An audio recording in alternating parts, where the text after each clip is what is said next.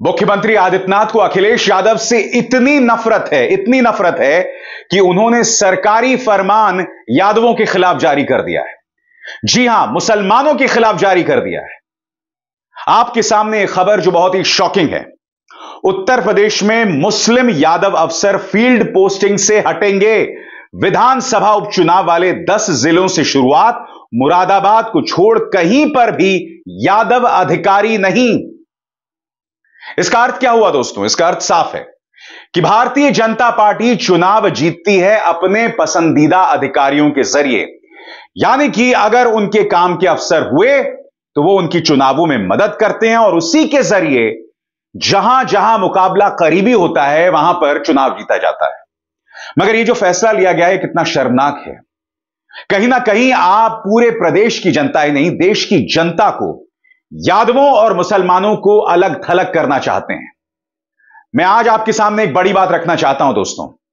कल को अगर भारतीय जनता पार्टी को यह लगने लगे ना कि ब्राह्मण या क्षत्रिय अखिलेश यादव का साथ दे रहे हैं, तो मैं दावे के साथ कह सकता हूं इसी तरह का फरमान वो लोग उनके बारे में भी जारी कर देंगे। आजाद भारत के इतिहास में ऐसा कभी नहीं हुआ है दोस्तों। जब इस तरह का फरमान जारी किया गया है, कम से कम दैनिक भास्कर की खबर कह रही है कि यादवों और मुसलमानों को पोस्टिंग नहीं दी जाएगी। अखिलेश यादव और असदुद्दीन ओवैसी ने सवाल उठाए हैं। 2027 में होने वाले उत्तर प्रदेश के चुनावों पर सवाल उठाए हैं कि ऐसे में क्या ये चुनाव निष्पक्ष हो सकते हैं। मैं आपके सामने कुछ तथ्य रखना चाहता हूं दोस्तों। याद कीजिएगा, लोकसभा चुनावों के दौरान किस तरह से विपक्षी इंडिया गठबंधन कई जगहों पर शिकायत कर रही थी कि कई जगहों पर लोगों को वोट नहीं देने दिया गया। कई जगहों पर लोगों के नाम वोटिंग लिस्ट से गायब थे और यह सब कुछ बहुत ही शातिराना अंदाज से, बहुत ही चरणबद्ध तरीके से किया गया है।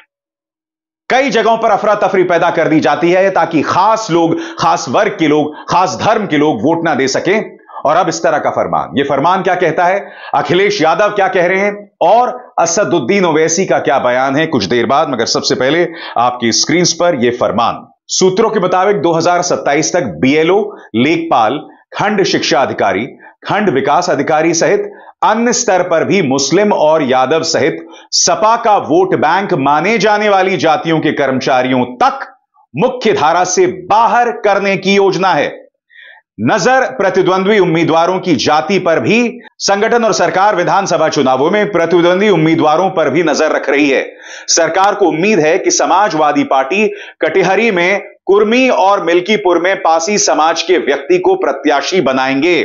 ऐसे में सरकार ने दोनों विधानसभा क्षेत्रों में लेखपाल से लेकर चुनावी व्यवस्था से जुड़े अन्य पदों पर तैनात कुर्मी और पासी जाति के कर्मचारियों को हटाना शुरू कर दिया है।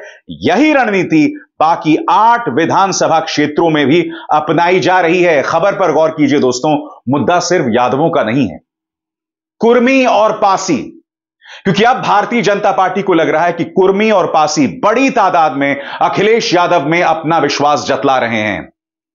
और विश्वास नहीं होता दोस्तों कि यह सब साल 2024 में हो रहा है। भारतीय जनता पार्टी अपनी निम्न स्तरीय राजनीति से कब बाज आएगी? क्या मुख्यमंत्री आदित्यनाथ इस पर खुलासा करेंगे? दैनिक भास्कर में यह जो खबर छपी है, क्या आप इसे खारिज करेंगे? अखिलेश ने इस पर तल्ख तेवर अपनाए हैं। वो क्या कह रहे हैं आपकी स्क्रीन पर। जब उपचुनावों में भी भाजपा को हराने के लिए जनता फील्ड में उतर चुकी है, तो भाजपा कुछ अधिकारियों को हटाने का कितना भी शासकीय प्रशासकीय नाटक कर ले, कोई उनको पराजय से नहीं रोक सकता। देखना यह भी है कि इनकी जगह जो अफसर आएंगे उनकी निष्पक्षता पर मोहर कौन लगाएगा। भाजपा उपचुनावों में अपनी 10 की 10 सीटें हार के अपमान से बचने के बहाने न ढूंढे। अगर भाजपा जन विरोधी ना होती तो आज यह दिन नहीं देखना पड़ता।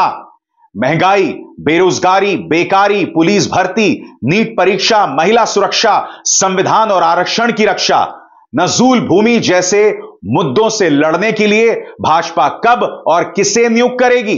कुछ विशेषाधिकारियों को चुनावी जिम्मेदारी से हटाने की बात कहकर भाजपाइयों ने यह बात स्वीकार कर ली है कि उनकी सरकार में शायद कुछ चुनावी घपले अधिकारियों के स्तर पर होते हैं। यह भाजपा की अपनी सरकार के साथ ही साथ चुनाव आयोग के ऊपर भी सवाल है। चुनाव आयोग स्वतः संज्ञान ले, क्योंकि चुनाव तो चुनाव आयोग की देखरेख में होते हैं ना। बड़ा प्रश्न है कि क्या चुनाव आयोग यह सब होता देखता रहेगा? मैं ये समझना चाहता हूं कि मुख्यमंत्री आदित्यनाथ के अंदर इतनी नाराजगी, इतना रोष क्यों है?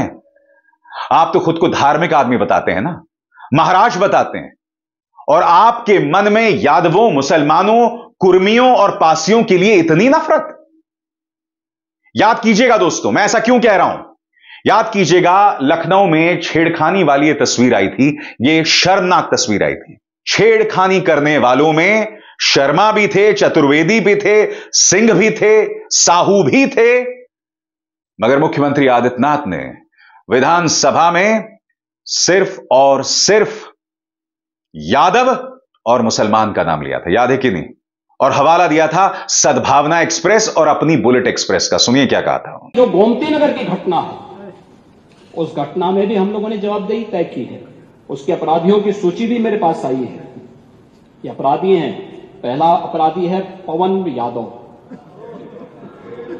दूसरा अपराधी है मोहम्मद अरबाज।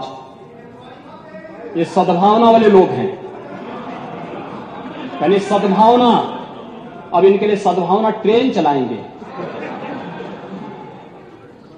इनके लिए बुलेट ट्रेन चलेगी, चिंता मत करो। और उस बुलेट ट्रेन की तैयारी की जा रही है। मुझे तो ताज्जुब होता है और तरस आता है उन लोगों पर जो इस तरह के बयानात पर ताली बजाते हैं। मैं फिर आपसे सवाल पूछना चाहता हूं, अब तक निशाने पर कौन था? मुसलमान।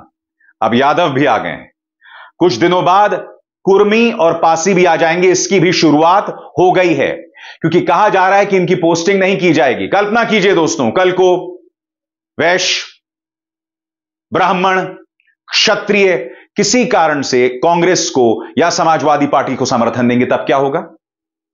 सीधी सी बात, इससे भी बड़ा मुद्दा जो दिखाई दे रहा है वो है चुनावों की निष्पक्षता पर। यानी कि आप अपने पाले हुए अधिकारियों को पोस्ट करेंगे और वो लोग चुनावों में कथित तौर पर घपला करने में आपकी मदद करेंगे।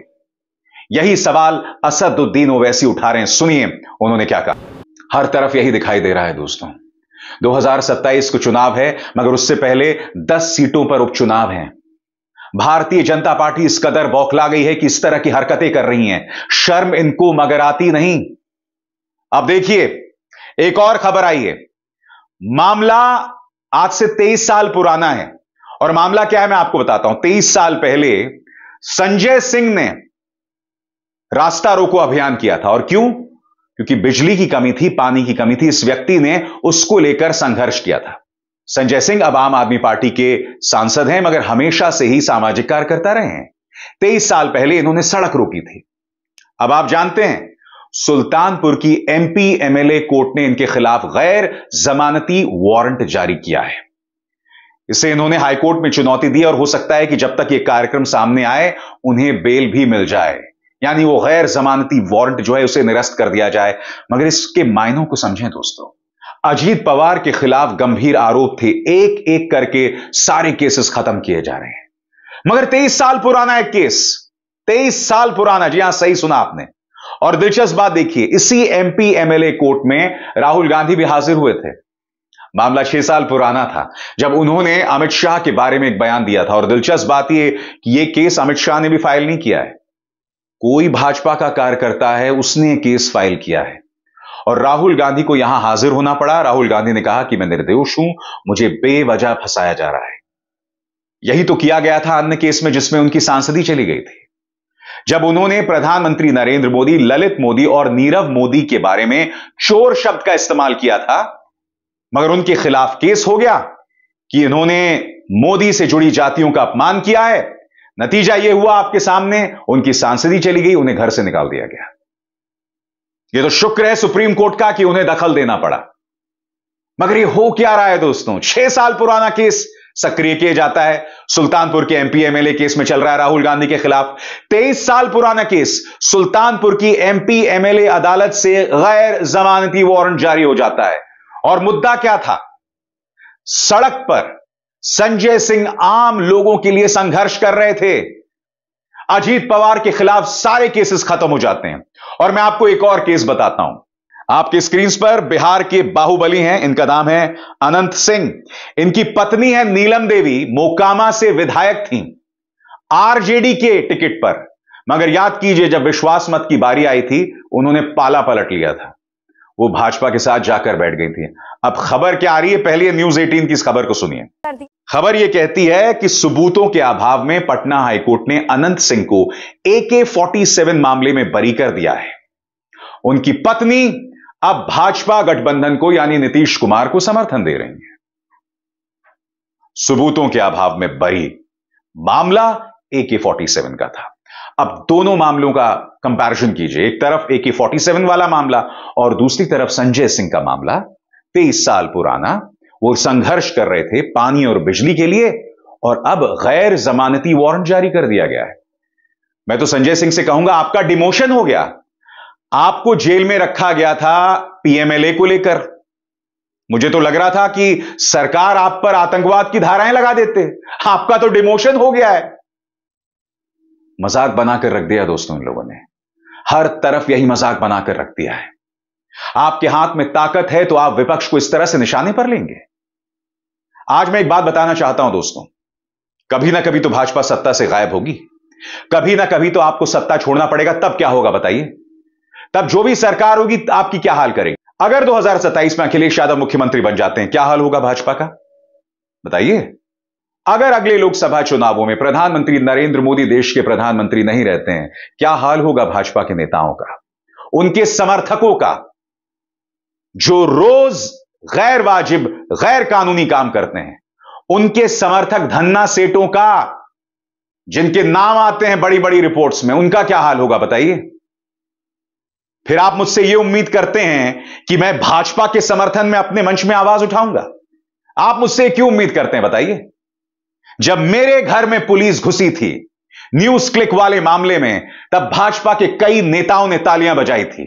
भाजपा के कई चाटुकार पत्रकारों ने मेरा नाम लेकर मुझे चीन से जोड़ा था। यह है निशिकांत दुबे, इसने संसद में खड़े होकर झूठ बोला था मेरे बारे में। आपको याद है जब जनरल बिपिन रावत का निधन हुआ था एक दुर्घटना में? आपको याद है एक पत्रकार जो जब भी मुंह खोलता है तो कौवे जैसा साउंड करता है, कौवे जैसा प्रतीत करता है? आपको याद है किस तरह से शराब के नशे में धुत होकर उसने हमारे जनरल बिपिन रावत का अपमान किया था, वो भी प्राइम टाइम में? उस व्यक्ति ने भी जब मेरे घर पुलिस घुसी थी, मेरे बच्चों के सामने पुलिस ने प्रवेश किया था, तब उस बात का जश्न मना रहा था।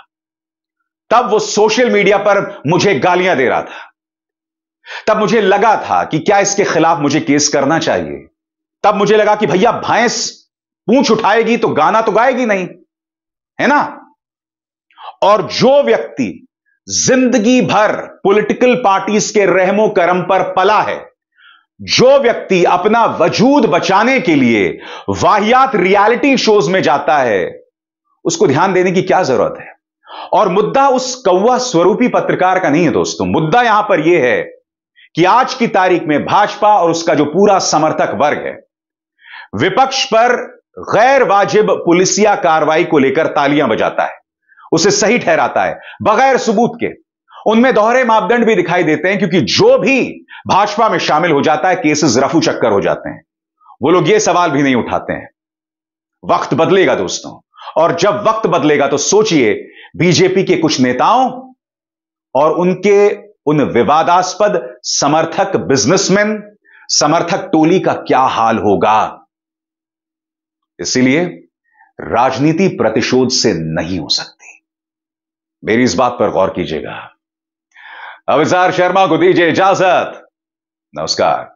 स्वतंत्र और आजाद पत्रकारिता का समर्थन कीजिए, सच में मेरा साथी बनिए। बहुत आसान है दोस्तों, इस ज्वाइन बटन को दबाइए और आपके सामने आएंगे ये 3 विकल्प, इनमें से एक चुनिए और सच के इस सफर में मेरा साथी बनिए।